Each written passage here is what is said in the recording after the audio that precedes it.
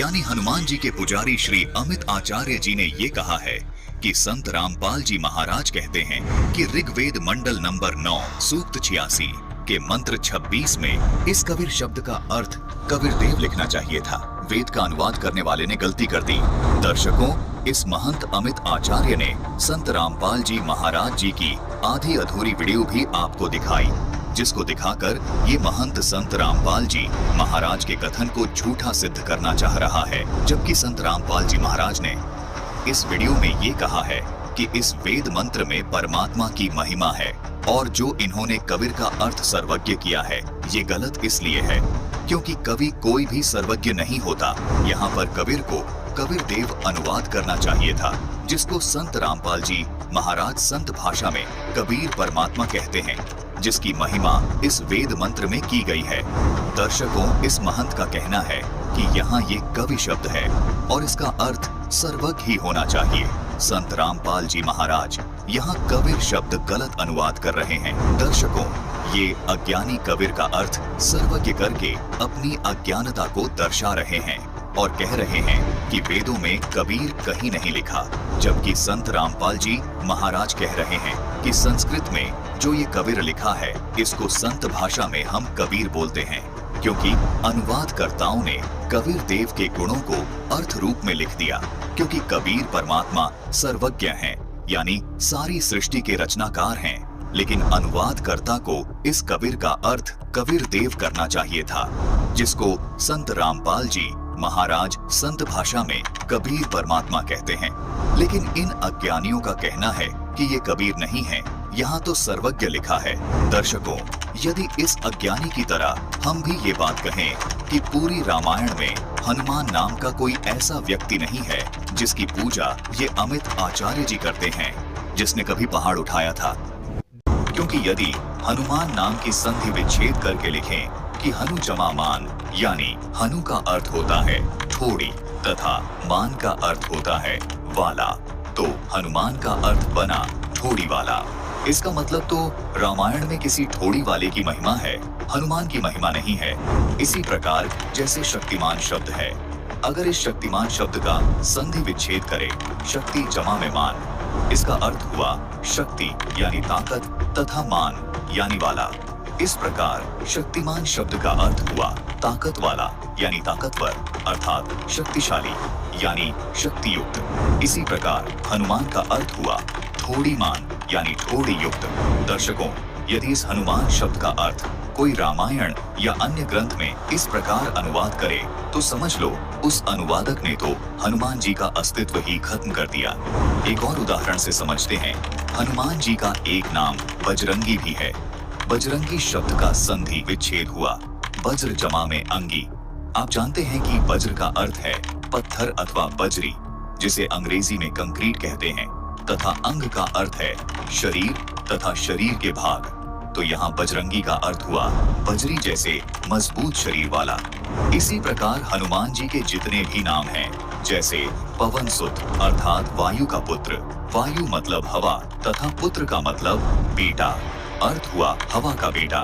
दर्शकों, आप सोचिए, कोई हवा का बेटा कैसे हो सकता है? इसका मतलब क्या कोई ऐसा देवता नहीं है जिसकी ये महंत अमित आचार्य जी पूजा करता है? अमित आचार्य जी के पास इसका क्या जवाब होगा? दर्शकों, इसका जवाब वही होगा जो संत रामपाल जी महाराज ने कबीर देव के संदर्भ में दिया है। दर्शकों, हनुमान जी के नाम का अर्थ करना व्यर्थ है। यदि चौपाई में हनुमान जी लिखा है तो हनुमान ही लिखना पड़ेगा, उसका अर्थ करना ही मूर्खता है। जहाँ बजरंगी शब्द लिखा है तो उसका अर्थ करना भी मूर्खता होगी, बल्कि उस बजरंगी शब्द को समझाने के लिए हनुमान ही लिखना पड़ेगा। जहाँ पवन सूत लिखा है उसका अर्थ न करके हनुमान लिखना समझदारी होगी, क्योंकि बजरंगी शब्द पवन सूत शब्द हनुमान जी का ही बोध करवाते हैं, जिस हनुमान जी ने द्रोणागिरी उठाया था। इसी प्रकार कवि शब्द, कबीर शब्द तथा कबीर देव शब्द ये उसी कबीर परमेश्वर का बोध करवाते हैं जो सर्व सृष्टि का रचनाकार है।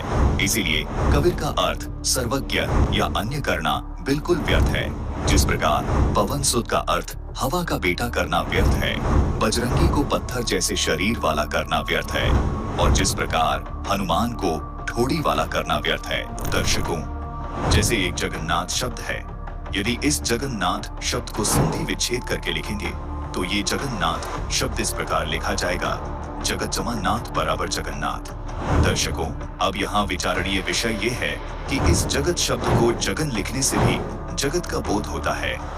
जगत यानी संसार, जग लिखने से भी जगत का ही बोध होता है। जैसे कबीर परमात्मा ने अपनी वाणी में कहा है कि जग सारा रोग्या रे। इस वाणी में जग शब्द जगत यानी संसार का ही बोध करवा रहा है। मतलब जगन और जग दोनों ही शब्द जगत यानी संसार का बोध करवा रहे हैं। इसी प्रकार यदि किसी वेद मंत्र में कवि या कबीर शब्द लिखा है और वहाँ परमात्मा के विषय में बताया जा रहा है, तो वहाँ समझ लेना चाहिए कि ये कवि या कबीर शब्द कबीर परमात्मा के बोधक हैं। जिस प्रकार रामचरितमानस में वेद को वेद लिखा गया है, इसी प्रकार यदि किसी ग्रंथ में कवि या कबीर शब्द लिखा हो और वहाँ परमात्मा की बात चल रही हो, तो वहाँ लिखे कवि व कबीर शब्द को कबीर ही बोला जाएगा, क्योंकि परमात्मा का नाम कबीर देव यानी कबीर देव है। क्योंकि संत भाषा में वह अक्षर को ब ही बोला जाता है, इसलिए वेदों में वर्णित कवि तथा कबीर शब्द काशी वाले जुलाहे परमात्मा कबीर के ही बोधक है। दर्शकों, आपको एक और अन्य उदाहरण से समझाते हैं। ऋग्वेद को यदि संधि विच्छेद करके लिखा जाए तो उसे ऐसे लिखा जाएगा, ऋग जमा वेद बराबर ऋग्वेद। अब यदि संस्कृत में कहीं ऋग ऐसे लिखा हो तो आम व्यक्ति नहीं समझ पाएगा कि ये ऋग शब्द ऋग्वेद का ही बोधक है, जबकि पूर्ण जानकार तुरंत बता देगा कि यहाँ ऋग का मतलब ऋग्वेद है। इसी प्रकार यदि किसी शब्द को संधि विच्छेद करके लिखे तो उससे उस शब्द का भाव नहीं बदलता। इसलिए इन वेद मंत्रों में कबीर को ऐसे कवि लिखने से इसका भाव नहीं बदल सकता। संत रामपाल जी महाराज का कहना है कि कबीर शब्द को कवि लिखने से ये न समझा जाए कि ये किसी साधारण कवि या साहित्यकार की महिमा है। संत रामपाल जी महाराज का कहना है कि वेदों में कवि, कबीर, कबीरदेव शब्द कबीर परमात्मा के ही बोधक हैं। दर्शकों, इसी प्रकार किसी भी ग्रंथ या शास्त्र में कवि शब्द या कबीर शब्द या कबीर देव शब्द लिखा हुआ हो और वहाँ महिमा परमात्मा की हो रही हो, तो वहाँ समझाने के लिए कबीर परमेश्वर अर्थ ही करना पड़ेगा। कबीर परमेश्वर जिसने सारी सृष्टि की रचना की है, यानी जो सारे संसार का रचनाकार है, क्योंकि वेद या अन्य धर्म शास्त्र उस सर्व सृष्टि के रचनाकार यानी रचनहार का ही गुणगान करते हैं। सृष्टि का रचनहार, सबका धारण पोषण करने वाला अविनाशी पुरुषोत्तम परमात्मा वो कबीर परमात्मा ही है, जो सन 1398 ईस्वी से सन 1518 ईस्वी तक भारत के प्रसिद्ध शहर काशी में एक जुलाहे की लीला करके सहशरीर आए थे और सहशरीर सनातन परम धाम में चले गए। जिस सनातन परम धाम के विषय में गीता अध्याय 18 के श्लोक 62 में भी बताया है। ये अविनाशी कबीर परमात्मा उस सनातन परम धाम यानी सतलोक में निवास करता है और वहाँ से चलकर पृथ्वी पर आता है, तत्व ज्ञान का प्रचार करता है तथा अधर्म का नाश करके धर्म की स्थापना करता है। दर्शकों, अब इन अज्ञानी महंतों, संतों, आचार्यों व शंकराचार्यों की उस शंका का समूल समाधान करते हैं जिसके विषय में ये बार बार चिल्ला रहे हैं। आइए पहले उनकी ये वीडियो दिखाते हैं। जैसे आपके हरियाणा के अंदर एक रामपाल है, वो भी बिल्कुल निरक्षर भट्टाचार्य, संस्कृत की एबीसीडी भी नहीं जानता वो व्यक्ति, और वो भी संस्कृत में टांगड़ आता है। और स्थिति इनकी क्या है, वेद का एक मंत्र आता है, वो पुरुष सूक्त का मंत्र है। ऋषि दयानंद ने भी सत्यार्थ प्रकाश में जिसको दिया है, मंत्र का नाम है सपरिगा शुक्रमकाय अवर्णा अस्ना विरम शुद्धमा पाप विद्धम कबीर मनीषी परिभू स्वयंभू। इस मंत्र में कभी शब्द आया, कभी ही परमात्मा को कभी से संबोधित किया गया, परमात्मा कभी भी है। अच्छा, कवि और कबीर में अंतर है या नहीं? दोनों शब्दों में कितना बड़ा अंतर है। एक तो कवि शब्द है और एक कबीर शब्द है ना, कबीर दास। क्योंकि रामपाल कबीर दास जी का भक्त है, उनको मानता है कबीर पंथी है, तो वो रामपाल कहता है कि कबीर दास जी का वर्णन वेद के अंदर भी है। कबीर मनीषी आया, अरे वहां तो कबीर शब्द है, संधि होकर के कबीर बन गया है। दर्शकों, संत रामपाल जी महाराज को निरक्षर भट्टाचार्य बताने वाले इस आर्य समाजी प्रवक्ता का नाम है स्वामी सच्चिदानंद जी महाराज। जिस नर्सरी का ये पौधा है, आइए उसके मालिक के जीवन परिचय से आपको रूबरू करवाते हैं। किसी संत को निरक्षर कहने वाला ये साक्षर भट्टाचार्य दयानंद सरस्वती का चेला है। जिस तरह की इसकी भाषा है, ये दर्शाता है कि ये दयानंद सरस्वती के पद चिन्हों पर निरंतर आगे बढ़ रहा है, क्योंकि आज हम आपके सामने दयानंद सरस्वती का भी इतिहास रखने जा रहे हैं, जिसको ऐसे साक्षर भट्टाचार्यों ने महर्षि बनाकर जनता के सिर पर बैठा रखा था।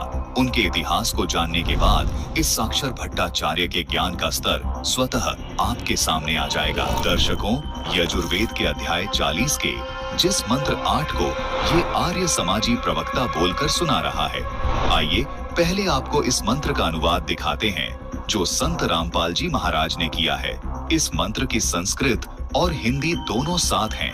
आप भी शिक्षित हैं, आसानी से समझ सकते हैं कि संत रामपाल जी महाराज ने इस मंत्र का अनुवाद सही किया है या गलत। मंत्र है सपर्यगात शुक्रम अकायम अव्रणम अस्नाविरम शुद्धम अपापविद्धम कवि मनीषी परिभू स्वयंभू यथा तथ्यतः अर्थान व्यदधात शाश्वतीभ्य समाभ्य। आइए अब इस मंत्र का अनुवाद देखते हैं। सह यानी वह परमात्मा, पर्यगात यानी सशरीर है। उसका शरीर शुक्रम यानी माता पिता के संयोग से वीर्य से नहीं बना है। अकायम यानी उस परमात्मा का भौतिक शरीर नहीं है। उसका शरीर अस्नाविरम यानी बिना नाड़ी तंत्र का है। अव्रणम यानी अविनाशी है, यानी उसका छेद नहीं किया जा सकता। अपाप विद्धम यानी पाप रहित, शुद्धम पवित्र है। वह कवि यानी कबीरदेव यानी कबीर परमेश्वर सर्वप्रथम, स्वयंभू यानी स्वयं प्रकट, मनीषी अर्थात सर्वज्ञ है। वह परिभू यानी प्रथम प्रभु। यहाँ स्पष्ट लिखा है वो परमात्मा स्वयंभू है, उसका जन्म नहीं है। वह यथा तथ्यतः यानी वास्तव में व्यवधात यानी विधाता है, यानी सबका सृजनहार है। शाश्वतीभ्य यानी अविनाशी अर्थात सनातन है। समाभ्य सर्वव्यापक यानी वासुदेव है। इस मंत्र का भावार्थ है कि परमात्मा कबीर जी सर्वज्ञ है, सशरीर है। उसका शरीर 5 तत्व की काया वाला, नाड़ी वाला, नष्ट होने वाला नहीं है। वह कबीर परमेश्वर प्रथम प्रभु है जो स्वयं प्रकट है, वास्तव में सृष्टिकर्ता है, सनातन है। और रही बात कबीर को कबीर बोलने की, तो इसके ढेर सारे प्रमाण आपके सामने इस वीडियो में प्रस्तुत किए जाएंगे। ऋग्वेद के इस मंत्र में लिखे इस कबीर को महंत अमित आचार्य जी और ये आर्य समाजी प्रवक्ता सच्चिदानंद जी महाराज कवि कह रहे हैं, लेकिन राघव आचार्य जी महाराज का कहना है कि ये कवि नहीं कबीर है, यानी राघव आचार्य जी महाराज संत रामपाल जी महाराज की इस बात से सहमत हैं कि ये कवि नहीं कबीर ही है। उनका कहना है कि ये कबीर काशी वाला कबीर नहीं है। ये कबीर काशी वाला कबीर है या नहीं, ये हम आपको आगे बताएंगे। पहले राघव आचार्य जी महाराज की ये वीडियो देख लेते हैं। जिस मूर्ख को कवि ही के विसर्ग को व्याकरण से र हो जाता है तो कबीर शब्द होता है। कबीर मनीषी ये पर्याय है। पुण्यात्मा, ये दयानंद के चेले कहते हैं रामपाल ना तो संस्कृत आती ना वो विशुद्ध रूप से उच्चारण कर पाता। अरे भले आदमियों, जैसे कोई बालक है, छोटा सा बच्चा तोतला बोलता हो तो माँ उसकी सारी भाषा समझती है। भी केवता है, दूध मांगे है, रोटी मांगे है। रोटी कहेगा तो भी माँ समझ जाएगी रोटी मांगे है। दूध दू करेगा तो भी समझ जाएगी दूध मांगे है। तो नो समझ लो दास उस परमात्मा का बालक है और मेरा परमात्मा मेरी सारी भाषा समझता है।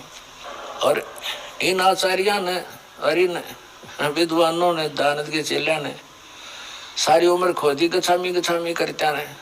और ये दयानंद के चेले नो कहे रामपाल ने वैदिक रीति से वेद नहीं पढ़े, ये दयानंद तुमने पढ़ रखे वेद काट दी टाट, ज्ञान भर दिया, कख भी नहीं पता इन लोगों को। और सबसे बड़ी खुशी तो ये मनानी चाहिए, इनको कुछ अकल आनी चाहिए जो विरोध कर रहे हैं दास का, कि ये कहते हैं रामपाल ने संस्कृत नहीं आती और ये सारे ग्रंथ खोल के दे दिए। तो यही दिमाग से काम ले लो, हु इज रामपाल। दर्शकों, ये है ऋग्वेद मंडल नंबर 9 के सूक्त 86 का मंत्र नंबर 26, जिस पर इन महंतों और आचार्यों ने विरोध जताया है। आप इस मंत्र की मूल संस्कृत में स्पष्ट देख सकते हैं। यहाँ कवि नहीं बल्कि कबीर लिखा है। आप इस शब्द को कवि पढ़ ही नहीं सकते, ये कबीर ही बोला जाएगा।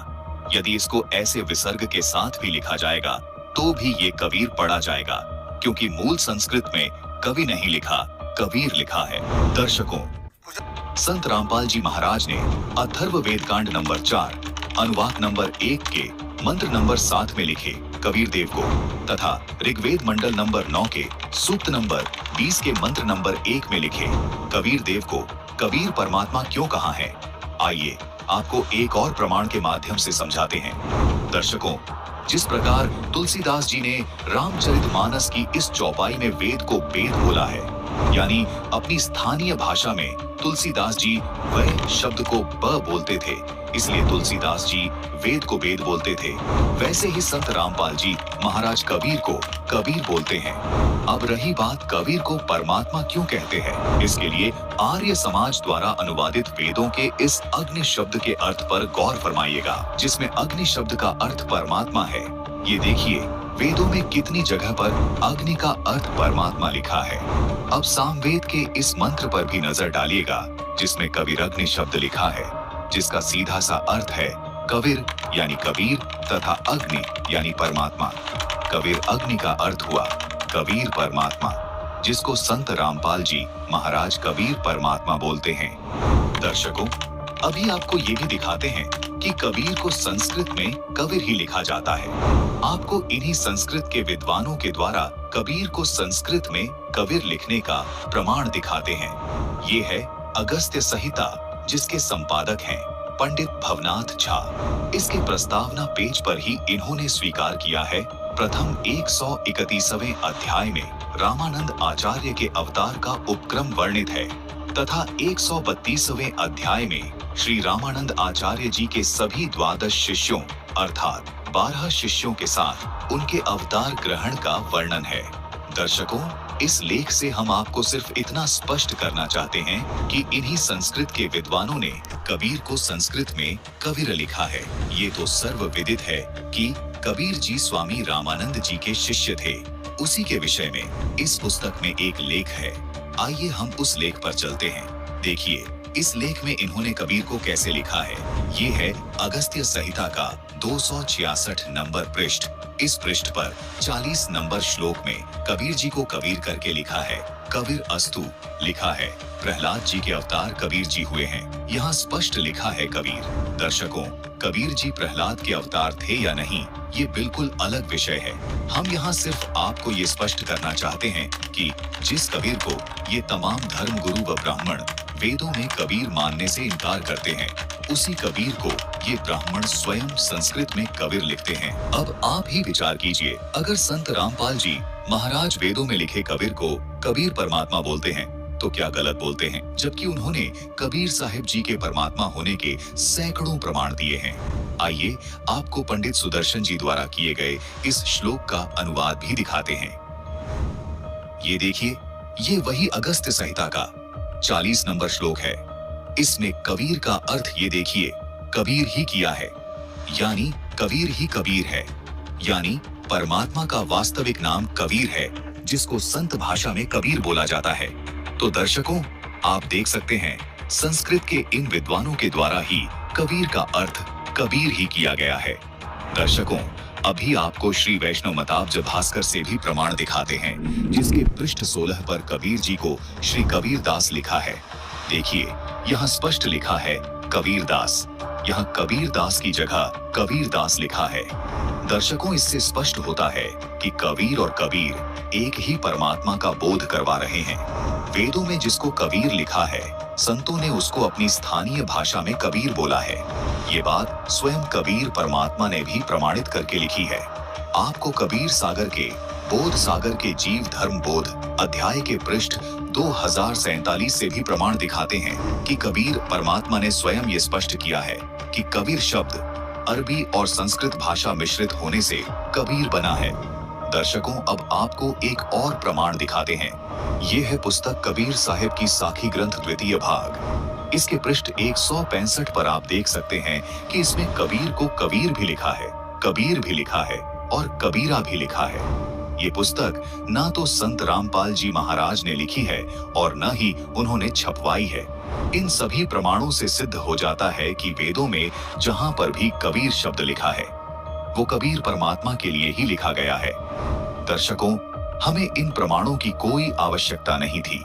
सिर्फ आपका भ्रम निवारण करने के लिए हमने ये प्रमाण दिखाए, क्योंकि संत रामपाल जी महाराज ने अपने सत्संग प्रवचनों में सैकड़ों उदाहरणों के माध्यम से ये स्पष्ट किया हुआ है कि ये कबीर देव ही कबीर परमात्मा है।